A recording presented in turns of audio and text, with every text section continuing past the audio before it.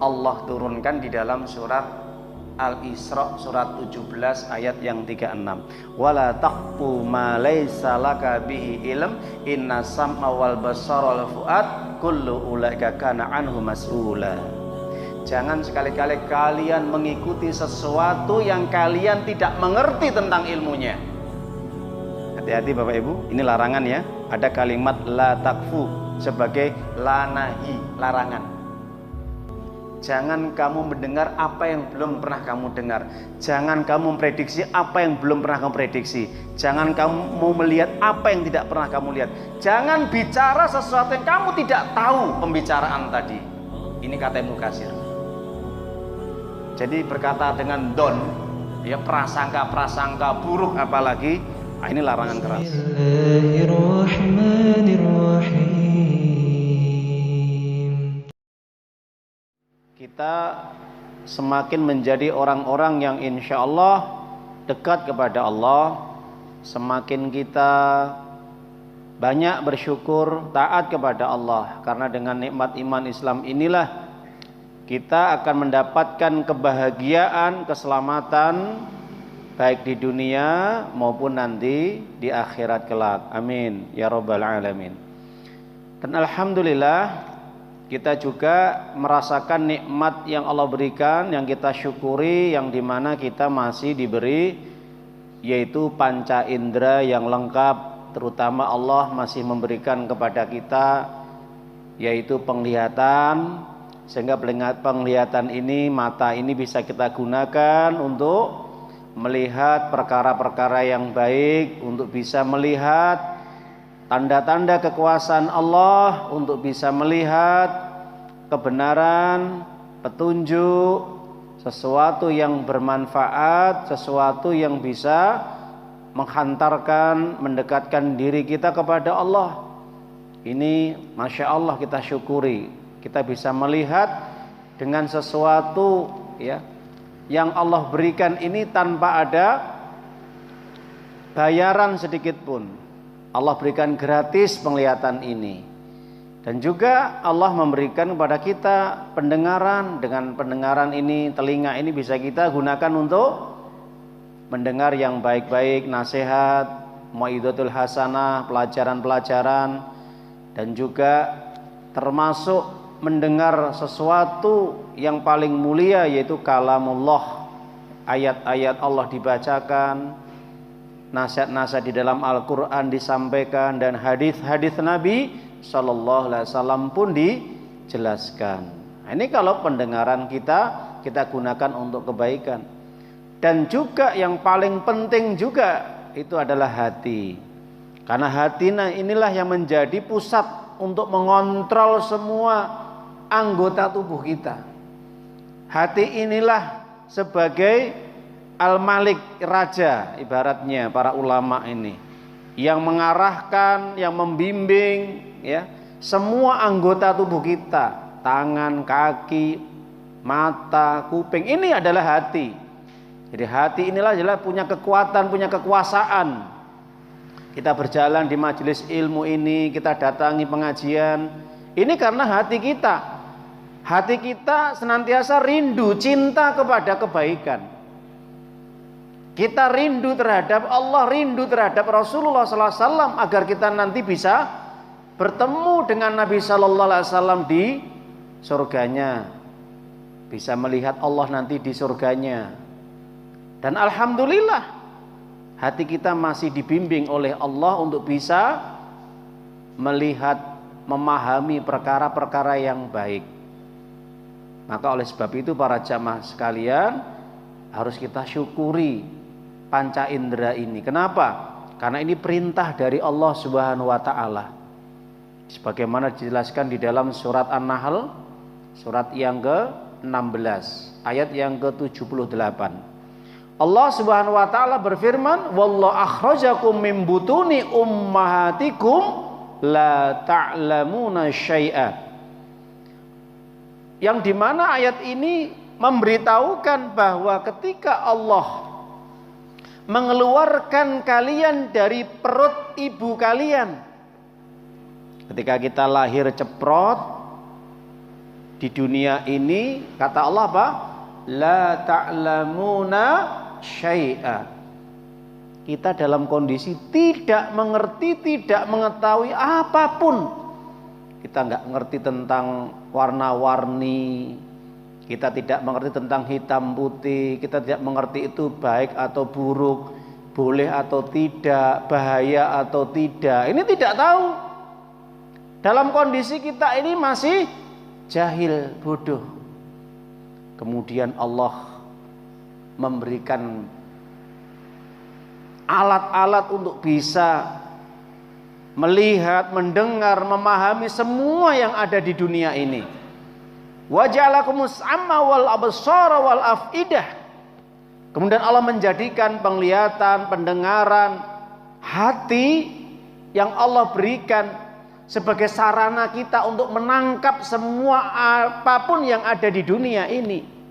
Kita bisa melihat, kita bisa berjalan, kita bisa memegang, kita bisa mencium, kita bisa berbicara, kita bisa mendengar.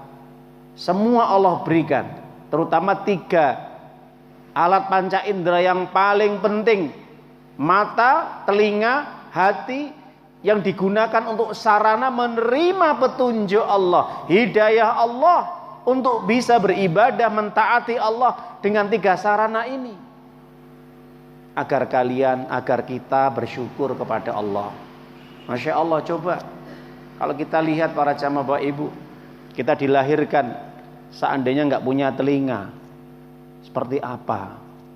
Ada seorang bayi yang mungkin kondisinya tidak normal, nggak punya telinga, nggak punya penglihatan, ataupun nggak punya mulut. Ada kalau Allah menakdirkan. Tapi Masya Allah, kita hari ini diberi kesempurnaan panca indera yang lengkap, semuanya ada. Makanya kita syukuri, kita gunakan untuk kebaikan, untuk amal soleh, untuk mentaati Allah, menjalankan semua perintah Allah. Nah itu. Jadi kalimat la'allakum tashkurun ini adalah apa? Supaya semakin kita dekat kepada Allah, bukan semakin kita kufur. Kalau kita semakin kufur, semakin kita jauh kepada Allah. Dikasih mata, semakin kita ini seakan buta, tidak bisa melihat yang benar. Ada panggilan hayalah sholah, nggak mau ngereken telinganya. Ketika ada pengajian-pengajian majelis ilmu, tidak mau respect ya, tidak mau tahu, masa bodoh. Padahal punya penglihatan. Ada kebenaran tapi hatinya mati, dinasehati, diingatkan, tetap tidak mau sadar-sadar, tidak mau tobat. Coba Bapak Ibu, ini tandanya 3 alat ini sudah tidak berfungsi. Kalau sudah 3 alat ini tidak berfungsi, apa yang terjadi Bapak Ibu? Ya sudah, kata Allah, itu lebih sesat daripada binatang. Na'udzubillah. Betul. Makanya ayat ini ada hubungannya dengan surat Al-A'raf, surat yang ke-7 ayat 179. Persis 3 alat ini. Allah ciptakan 3 alat, mata, telinga, hati, untuk menerima petunjuk, hidayah, bimbingan, nasihat Allah, tapi ternyata tidak berfungsi. Jadi ketika ada seseorang yang dikasih nikmat yang besar, ya, matanya bisa melihat, telinganya bisa mendengar, hatinya bisa merasakan dan memahaminya, tapi itu tidak bisa digunakan untuk kebaikan, menerima nasihat, bimbingan, petunjuk, arahan Allah, apa yang terjadi itu lebih sesat daripada binatang ternak. Binatang ternak aja masih disuruh itu mau berangkat, ya.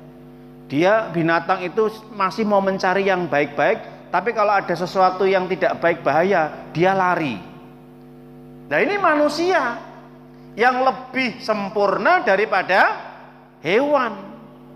Oleh sebab itu para jamaah Bapak Ibu, sampai Allah turunkan di dalam surat Al-A'raf, walaqad dara'na li jahannama katsiran minal jin wal ins. Akan kami penuhi nanti neraka jahanam dari golongan jin dan manusia. Lahum qulubul la yafqahuna biha, mereka punya hati tapi tidak bisa digunakan untuk memahami nasihat-nasihat, petunjuk jalan yang benar, mengikuti bimbingan arahan Allah, tidak mau memahami aturan-aturan syariat Allah dan perintah-perintahnya di dalam Al-Quran dan juga sunnah-sunnah Rasulnya di dalam hadis-hadis. Punya hati nih, hatinya mati. Walahum a'yunul labsiruna biha, punya mata tapi tidak bisa digunakan dengan sebaik-baiknya. Mata itu akhirnya apa? Buta. Jadi nggak bisa membedakan mana yang benar dan mana yang salah. Mata digunakan untuk maksiat, mata digunakan untuk melihat-melihat yang tidak diridhoi oleh Allah, bahkan mendatangkan murkanya Allah, kebencian Allah. Apa yang terjadi? Ya sudah, disitulah berartinya nggak berfungsi itu alat mata itu dengan baik. Yang terakhir kata Allah, walahum adzanul la yusma'una biha, mereka punya telinga tapi tidak bisa digunakan untuk mendengar yang baik-baik. Ada azan seakan nggak dengar, ada pengajian seakan nggak dengar, ada orang ibadah sholat, ibadah puasa, ibadah apa saja, seakan-akan ini tertutup telinganya, nggak mau tahu, dinasehati nggak mau didengar dan diterima dengan benar. Jadi seakan itu sudah mental, nggak berfungsi, nggak bermanfaat. Telinga, mata, hati ini sudah. Kalau sudah seperti itu kata Allah apa? Naudzubillah. Semoga tidak terjadi pada diri kita Bapak Ibu nggih. Ulaika kal an'am bal hum adall ulaikumul ghafilun. Orang yang tidak bisa memanfaatkan, menggunakan 3 alat yang paling penting yang Allah berikan, yang Allah ciptakan, mata, hati, telinga, digunakan untuk menerima kebenaran petunjuk hidayah Allah, maka tak ubahnya seperti binatang ternak. Naudzubillah. Bahkan kata Allah, bukan hanya seperti binatang, lebih sesat daripada binatang. Itulah orang-orang yang lalai. Ibnu Katsir ketika menjelaskan ayat ini, para jamaah Bapak Ibu, manusia Allah ciptakan itu dalam kondisi sempurna. Mana dalilnya? Laqad khalaqnal insana fi ahsani taqwim. Kami ciptakan manusia dalam kondisi sempurna. Di dalam surat At-Tin ayat yang ketiga. Ketika Allah ciptakan manusia dalam kondisi sempurna, kita semuanya, mereka-mereka yang di luar itu dalam kondisi paling baik bentuknya, mulai rambut sampai telapak kaki itu Masya Allah, bagus. Iya, ada akal, ada hati, ada syahwat, ada keinginan, apa saja ada. Karena kalau dibandingkan jin, bagus. Manusia, malaikat masih sempurna, manusia. Malaikat nggak ada kelamin, nggak dibuat kelamin, bukan perempuan, bukan laki-laki. Nah itu. Nah, tapi ketika manusia, kita semuanya diciptakan oleh Allah, hanya gara-gara 3 alat ini tidak berfungsi dengan baik, digunakan untuk menerima kebenaran petunjuk Allah, nasihat Allah, bimbingan Allah di dalam Al-Quran maupun di dalam sunnah-sunnah Nabi Sallallahu Alaihi Wasallam, mengikuti syariat yang dibawa oleh Nabi Muhammad Sallallahu Alaihi Wasallam, apa yang terjadi? Maka orang yang seperti itu lebih buruk, lebih sesat daripada binatang. Yang pada dasarnya manusia itu kalau dia kufur kepada Allah, lebih sesat, lebih hina, lebih jelek, lebih buruk daripada binatang. Itu kata para ulama yang ditulis oleh Ibnu Katsir ketika menjelaskan ayat ini. Panjenengan buka nanti tafsirnya.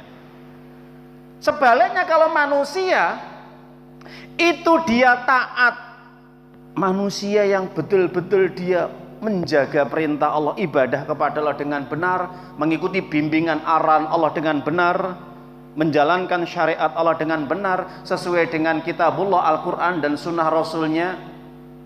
Apapun kebaikan-kebaikan, amal soleh, perintah dijalankan dengan benar, dia lebih mulia, lebih sempurna, lebih baik daripada malaikat. Loh, ini luar biasa. manusia itu bisa menjadi mulia. Kenapa? Kalau dia taat. Kalau dia tidak taat, lebih hina daripada binatang. Coba Bapak Ibu, ini loh ayatnya, ya. Masya Allah, semoga kita termasuk orang-orang yang senantiasa taat kepada Allah sampai kita meninggal dunia, sesuai dengan perintah Allah, wa'bud rabbaka hatta ya'tiyakal yakin. Sembahlah Allah, ibadailah Allah, taatilah Allah sampai datang al-yakin. Apa al-yakin? Hasan al-Basri, seorang ulama tabi'in, ketika menjelaskan ayat ini, al-yakin adalah al-maut, kematian. Jadi ibadah Allah itu tidak ada kata pensiun, tidak ada kata letih, tidak ada kata bosan, tidak ada kata istirahat. Sepanjang hidup tetap ibadah kepada Allah, apapun kondisi dan keadaannya. Entah kondisi miskin, entah kondisi kaya, entah kondisi repot, entah kondisi longgar, entah dalam kondisi apapun, tetap ibadah kepada Allah, harga mati. Jadi ibadah kepada Allah itu harga mati berdasarkan ayat ini. Ingat ya, kalau kita memang betul-betul pengen diakui oleh Allah menjadi manusia yang paling baik, sempurna, mulia daripada malaikat, maka tetap Allah menjadi satu-satunya Rabb, sesembahan yang kita ibadahi sampai kita meninggal dunia. Para jamaah Bapak Ibu yang dimuliakan oleh Allah Subhanahu wa taala, kita melanjutkan kajian kita yang terkait dengan kondisi akhir zaman. Nabi menyampaikan hadis-hadis yang terkait dengan akhir zaman yang dimana hari ini kita merasakan dan kita tahu, mendapati, melihat secara jelas. Padahal ini adalah prediksi, penjelasan Nabi, berita dari Allah melalui lisan Nabi yang mulia Shallallahu Alaihi Wasallam sampai hari ini nyata. Apa? Munculnya tahun-tahun yang penuh dengan penipuan, intriks, kebohongan, tipu muslihat, makar. Makanya Nabi sudah menyampaikan jauh-jauhnya. Dijelaskan dari 2 riwayat. Ada 3 riwayat sebenarnya sama perawinya, dari Abu Hurairah radhiyallahu an, yang satu dari Anas bin Malik radhiyallahu an. Dikatakan, sayati alan nasi sanawat khadda'atun, akan muncul nanti tahun-tahun yang akan menimpa manusia yang dimana khadda'atun. Apa khadda'atun? Imam Suyuti di dalam kitab Syarah Ibnu Majah menjelaskan bahwa khadda' itu adalah tipu muslihat, makar, kebohongan, kedustaan, hoax kalau orang sekarang bilang. Itu akan menimpa manusia.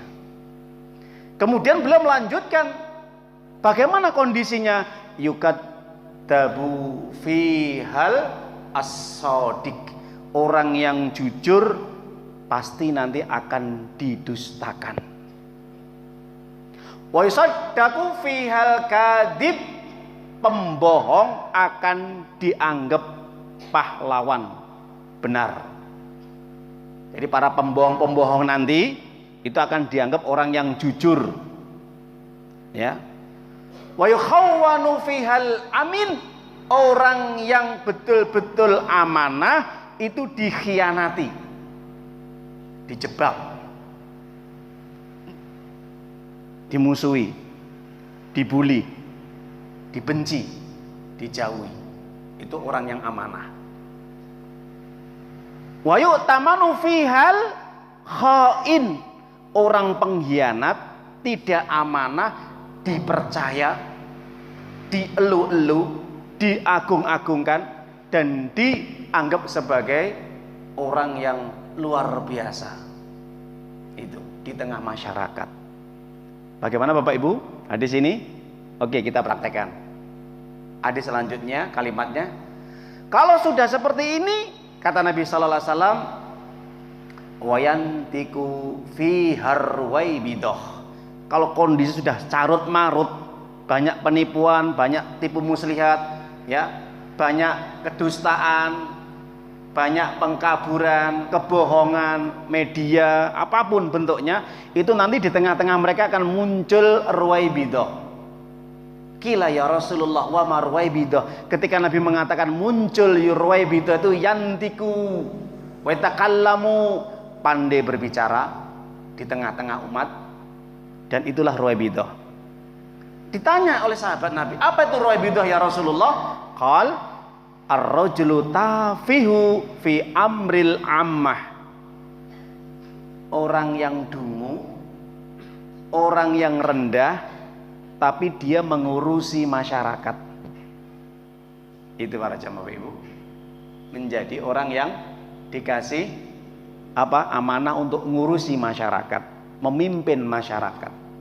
Padahal dia orang yang rendah, dungu, bodoh, tentang agama nggak mengerti.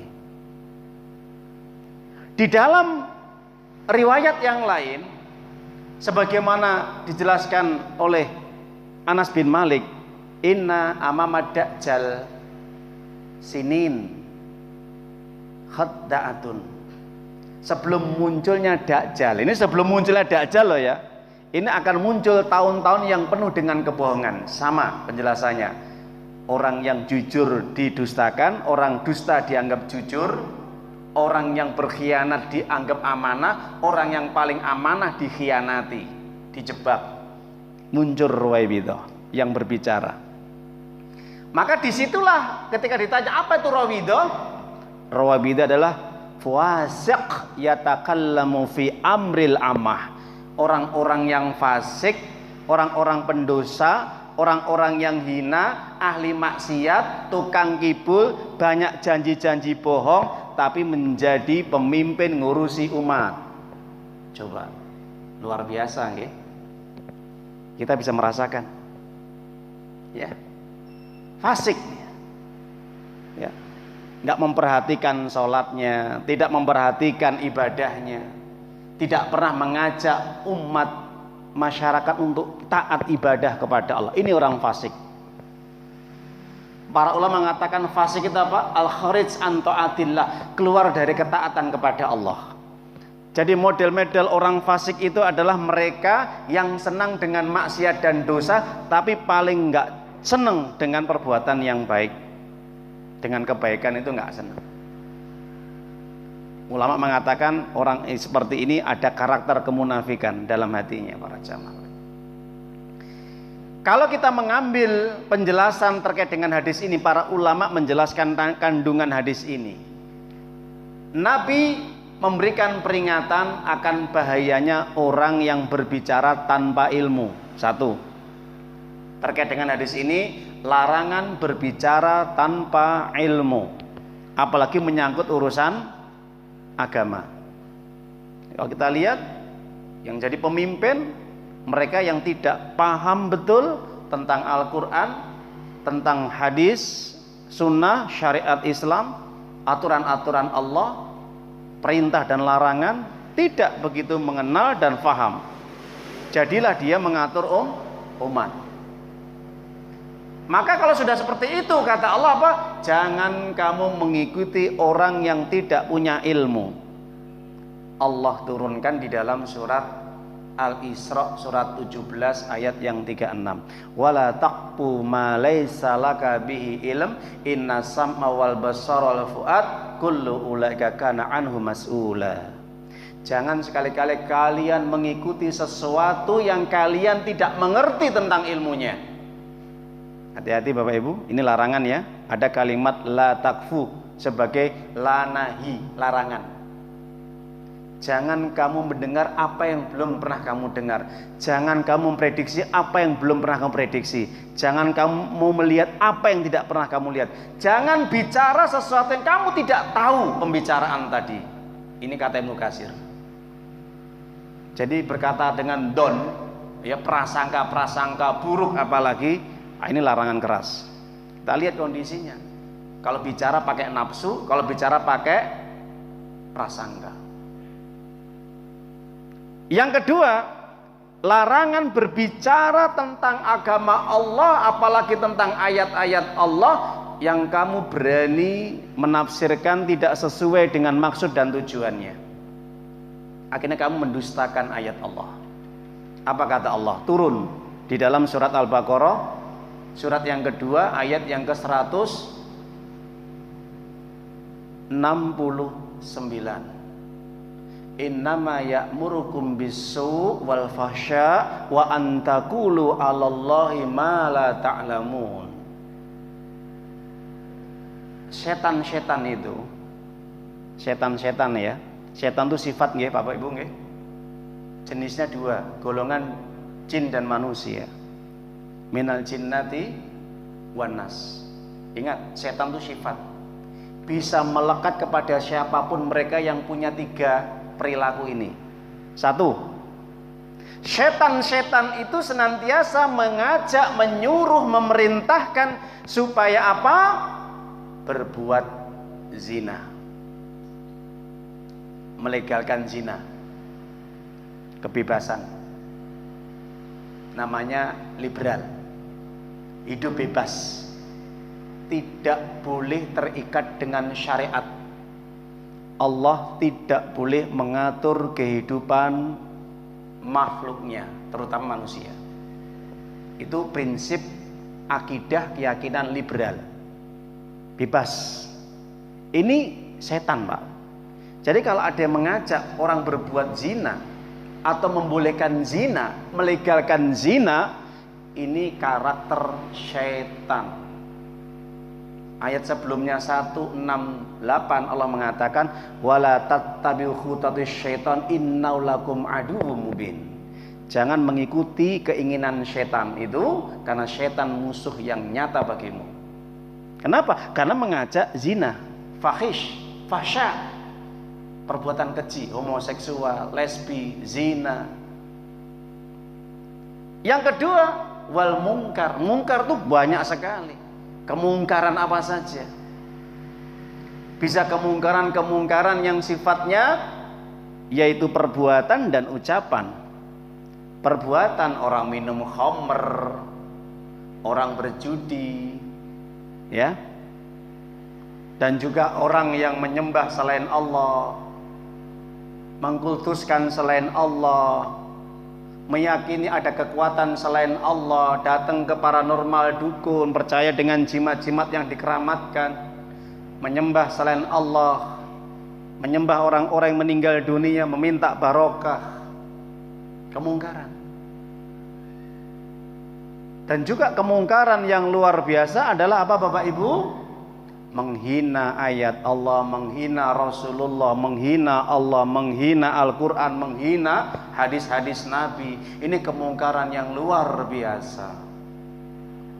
Tampak enggak Bapak Ibu sekarang ini? Kalau kita lihat ya, di kondisi akhir zaman ini, orang berbicara bebas. Ya, berbicara bebas. Menghina, melecehkan, merendahkan syariat Allah itu biasa Bapak Ibu. Gak ada di dalam Al-Quran itu sholat 5 waktu. Itu sudah penghinaan sebenarnya. Kok bisa berani ngomong seperti ini? Nah itu, tidak usah kita sebutkan, jenengan hafal. Kalau sering lihat nanti di media medsos itu orang-orang yang berbicara tanpa ilmu. Bukan kapasitasnya, bukan sebagai orang berilmu agama, tapi ngomong lantur. Loh, ini ruwaibidah ini. Kata Nabi itu ruwaibidah ini. Model-model ruwaibidah seperti ini. Ya itu. Mengatakan semua agama sama. Ini ruwaibidah. Ya. Yang penting kita baik di dunia ini. Semua agama sama. Islam sama dengan Nasrani, Nasrani sama dengan Yahudi, Yahudi sama dengan Buddha, Hindu, Konghucu, semuanya sama di hadapan Tuhan. Yang penting kita baik. Ini ruwaibidah. Karena dia berbicara tanpa ilmu. Ini berdusta atas nama Allah. Hati-hati Bapak Ibu. Padahal Allah sudah mengatakan wa may yabtaghi ghairal islami dinang fala yuqbal minhu wa huwa fil akhirati minal khasirin. Surat Ali Imran nanti dibuka Bapak Ibu, ayat 85, surat ketiga. Siapapun berani mencari agama, keyakinan, aturan hukum selain Islam tidak akan diterima oleh Allah selama-lamanya. Ingat, selama-lamanya. Kenapa di situ Allah menggunakan lafadznya lan? Kenapa? Ini sastra Arab. Ya, ilmu balaghah. Ini kaidah-kaidah dalam usul tafsir. Kenapa kok lan bukan la? Apa perbedaannya lan dengan la? Setiap fi'il mudhari' bertemu dengan lan harfun nasab, maka itu bentuknya adalah abadan, selama-lamanya. Tidak akan diterima keyakinan agama apapun. Aturan hukum yang bukan dari Islam tidak akan diterima sama Allah selama-lamanya sampai hari kiamat. Dan dia termasuk orang yang rugi, masuk neraka kalau dia tidak bertobat. Tidak bertobat. Lah, kok ada yang mengatakan dia sebagai tokoh, dia mengatasnamakan sebagai orang yang berilmu, entah apapun julukannya, entah ustadz, ya, entah ulama apa, tapi dia mengatakan semua agama sama. Bahkan dia punya jabatan umpama, ya, sampai dia membolehkan, boleh nanti mengucapkan selamat hari raya orang non muslim alias kafir. Coba nanti kalau ada ungkapan seperti itu jenengan ing jadi ruwai bidoh, selamat mengucapkan hari raya selain umat Islam, selamat mengucapkan tahun baru selain umat Islam. Kalau membolehkan, ingat kembali kepada hadis Nabi, nyata hari ini, tahun ini, sampai hari kiamat terjadi munculnya ruwaibidah, orang yang hina, dungu, jahil, tidak berilmu, tapi dia berbicara di tengah-tengah masyarakat dan dia punya kepemimpinan. Apa yang saya katakan berdasarkan fakta, hadis Nabi, penjelasan para ulama. Dan yang kedua, para jamaah Bapak Ibu, kalau sudah seperti itu, orang-orang yang jujur itu semakin lenyap. Siapa yang jujur? Mereka yang punya hati yang mukhlis, ikhlas, hatinya bersih untuk menyampaikan yang benar. Itu semakin akan didiskreditkan, dikriminalisasi. Apa? Ya, kriminal. Ngomong yang hak, yang benar itu dianggap salah, Bapak Ibu. Oke? Tapi yang tukang pendusta itu dianggap benar. Tapi ingat, kalau sudah seperti ini kata Nabi apa? Wa alaikum bisidqi fa inna sidqa yahdi ilal birri fa innal birra yahdi ilal jannah. Tetap kamu jadi orang jujur selama-lamanya. Apapun keadaannya, ngomong yang benar, sesuai dengan fakta, sesuai dengan petunjuk dan ilmu Allah, Al-Quran dan Sunnah. Apapun keadaannya. Kenapa? Karena kejujuran membawa kepada kebaikan. Kebaikan akan menghantarkan kamu ke dalam surga.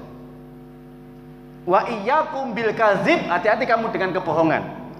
Fa inal kadziba yahdi ilal fujur, fa inal fujura yahdi ilan nar. Hati-hati kamu dengan kebohongan. Kebohongan menghantarkan kamu kepada dosa yang besar dan menghantarkan kamu masuk neraka. Jadi Bapak Ibu, hati-hati mulut, ya. Jangan kita mudah percaya. Hati-hati pendengaran, jangan mudah kita menerima. Selektif dalam menerima berita apapun, informasi. Kemudian para jamaah yang terakhir yang harus kita pahami, maka terkait dengan hadis ini, maka Nabi senantiasa menghimbau kepada kita untuk kembali kepada ilmu dan ulama yang jujur. Ilmu dan ulama yang jujur. Bagaimana ulama yang jujur?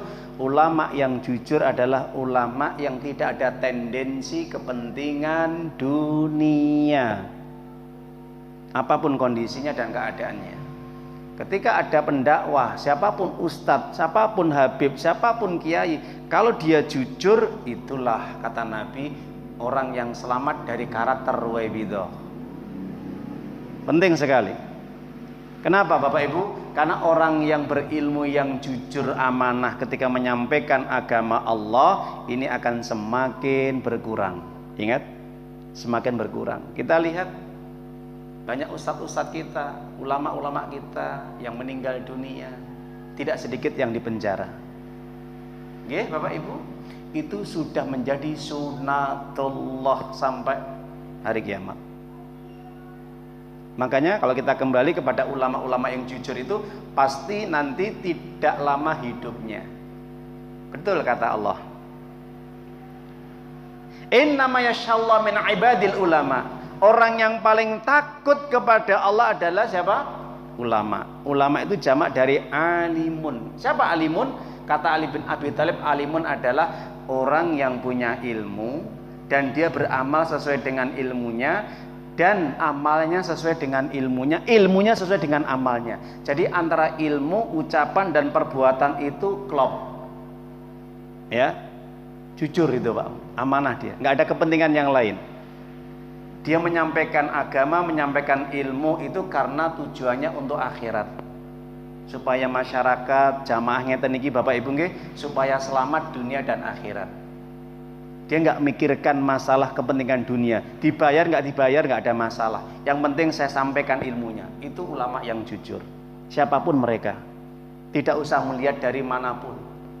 Ya, jangan melihat itu dari kelompok ini. Tapi kalau yang disampaikan hak, jujur, amanah, mengajak umat jamaah untuk kembali kepada petunjuk Allah, Al-Quran dan Sunnah, dan tidak ada kepentingan dan tidak ada fanatis golongan, kelompok, apapun dia, ambil ilmunya.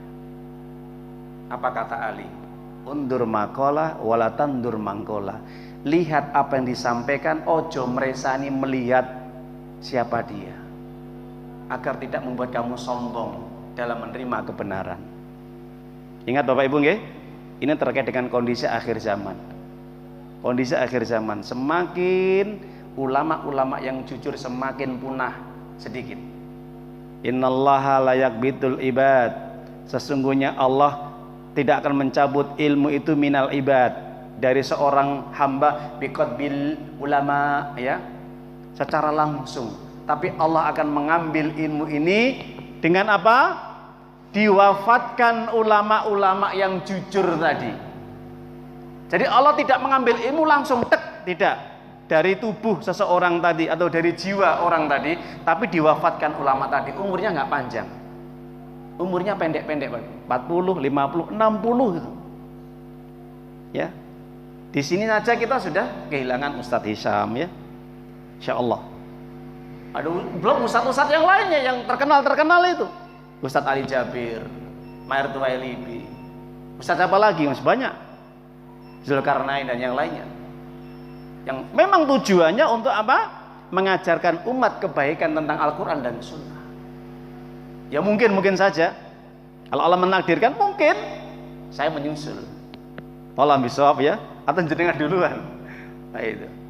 Tapi tetap nasihat daripada Nabi Sallallahu Alaihi Wasallam, pegang, ya, ikuti ulama yang jujur, tidak ada kepentingan, dan membela kaum muslimin, memuliakan agama Islam, mengajak pada Al-Quran dan Sunnah, dan tidak mengajak kepada asobiyah, taklid buta kepada kelompok atau golongannya. Menyatukan umat, mengajak umat untuk berukhwah, bersatu. Itu ulama yang jujur. Nggih, Bapak Ibu nggih? Itu. Jadi itulah kondisi di akhir zaman.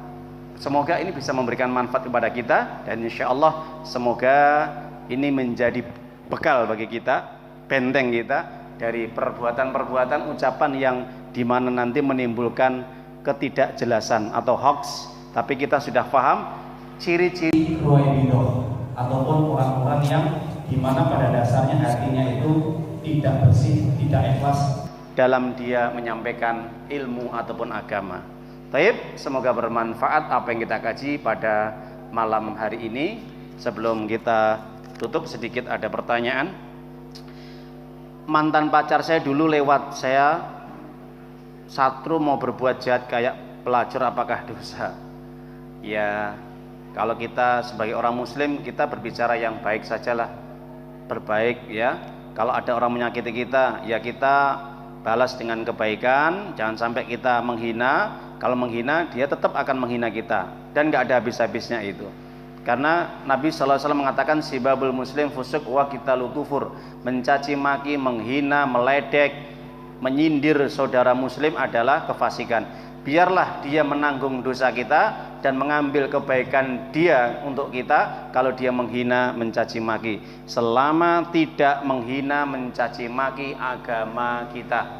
Kalau sudah mencaci agama kita, cuman ada dua pilihan: dilaporkan pihak berwajib atau kita pukul dia.